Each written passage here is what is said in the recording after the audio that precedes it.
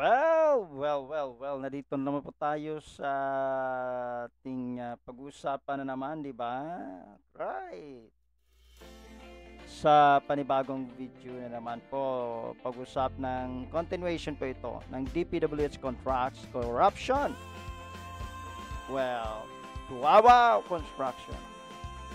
Ibig sabihin, ginawang kasangkapan ng Wawaw.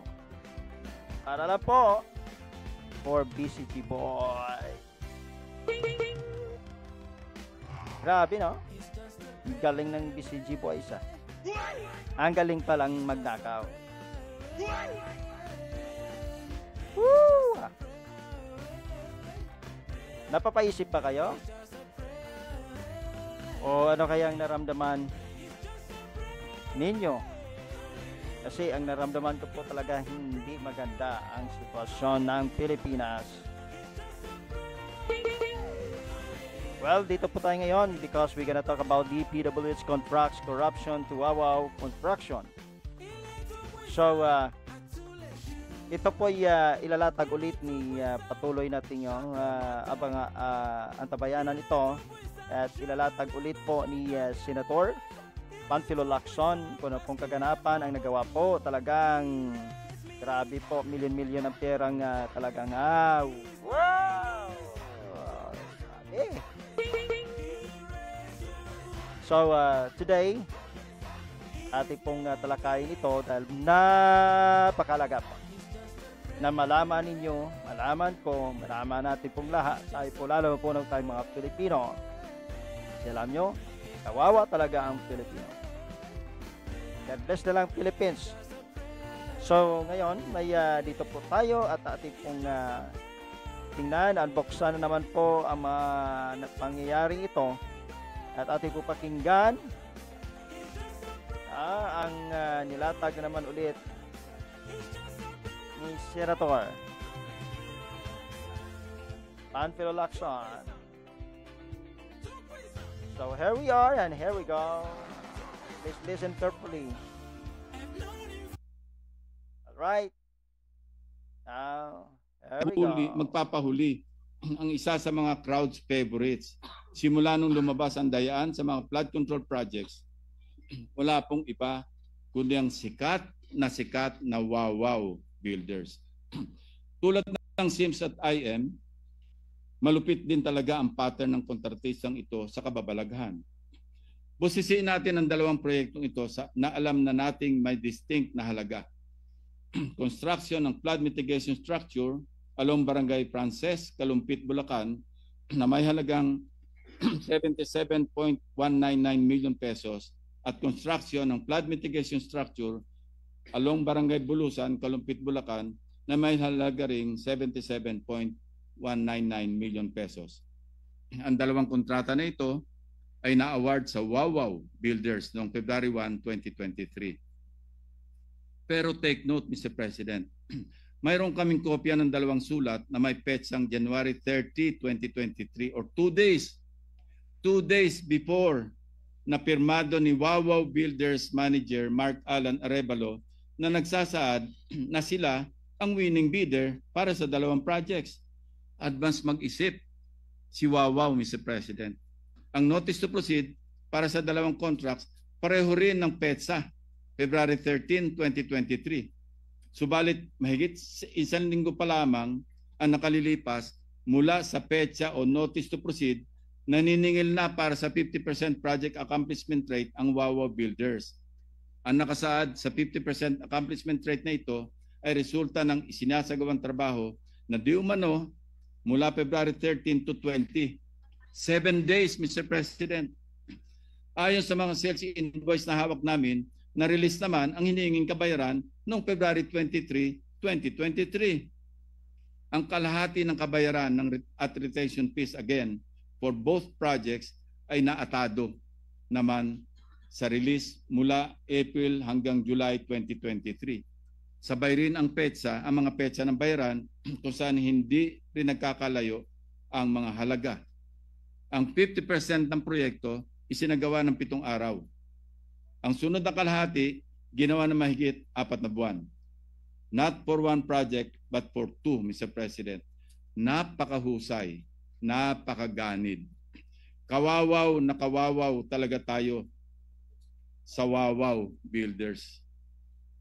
Mr. President, Bulacan has proven to be the national sewer of corrupted flood control projects. Hindi na nakapagtataka na marami ang nagkalkal ng record ng mga kontraktor sa buong probinsya. Isa na dito ang Global Crete Builders na kumubra ng 2.1 2.195 million. Ano ba? Trillion pala, no? Ba? Balikan nga natin 'yon. Balikan natin. Magpapahuli ang Global Crete Builders. Sa ano pala to? Sa next natin yan pag-uusapan. Anyway, dito lang po tayo kay Wawaw. Sa grabe nung talagang pagmaniobra nila sa ganitong sitwasyon, no? Talagang mapapawaw ka na lang talaga. Ayan po ang Wawaw Builders na talagang ginawang kasangkapan. Guys, kaya po nakayuko. Tama po talagang sinabi niya pag nagsalita siya ay marami po talagang madadamay. Yan na. Paunti-unti na nalalaman. No? At si Sims nagsalita na rin. At sinabi na ko sinong kanyang amo. At walang iba kundi si Bryce. Tapos sinabi namin ni Bryce na kanyang boss din ay walang iba kundi si Alcantara. At sinabi naman po ni Sims na contractor kung sino po yung mga kasamahan nila. Ay nako, grabe po talaga mga ganitong sitwasyon.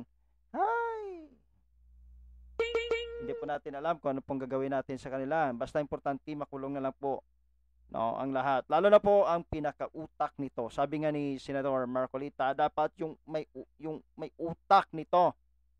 Kaya sa next nating video, pinaka mataas na talaga yung secretary na talaga, yung dating secretary, lagot na at nahayag na, nireveal na, kaya pala resign agad. Kasi alam nyo kasi sa ganyan, pag nag-resign, hindi na makukulong. Bakit ganun, no? Bakit ganun ang sistema ng ating bansang Pilipinas? So siguro bibigyan ko ito ng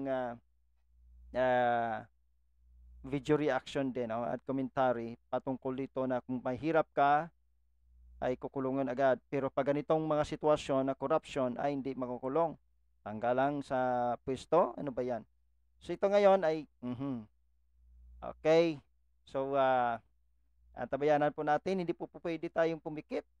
Diba? Magpapahuli. Kailangan po ay isa sa mga crowd's favorites. Simula nung lumabas ang dayaan sa mga flood control projects, wala pong iba kundi ang sikat na Wawaw Builders. So dapat tulad ng Sims at IM, malupit din talaga ang pattern ng kontratistang ito sa kababalaghan. Busisiin natin ang dalawang proyektong ito na alam na Alright, it's time. Okay, to reveal something sa mga bagay na yon, dahil po itong ang BCG Boys po ay isa po talaga, grabe ito, gahaman talaga sa pira. Napakalaki talaga, no? Parang akala nila laruan lang no, na talagang ganyan. Grabing bisyo, iba talaga, grabing bisyo pa talaga sa casino. Marami po talagang ang nasisira ang buhay sa casino talaga. Totoo yan. Totoo talaga, marami na akong kilalang ganyan. So, well, see you next time po sa ating bagong video na yan. Alam nyo, pinaka ano na to. So, kanila pong tatay. So, yan po. At see you na lang po sa next nating video. At huwag kalimutan mag-like, mag-subscribe po sa aking video. At pakiclick na lang po ng notification bell. Yes, para po tayo ay inyo pong patuloy na maabangan at papanood po ang next natin, no? Kasi napakaganda ito next nating video.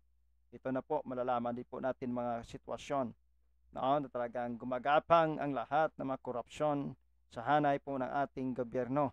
Ay nako, Sige. Anyway, you can comment din po para kung ano pong nasa loob nyo. Let us discuss this. Napakahalaga po talaga.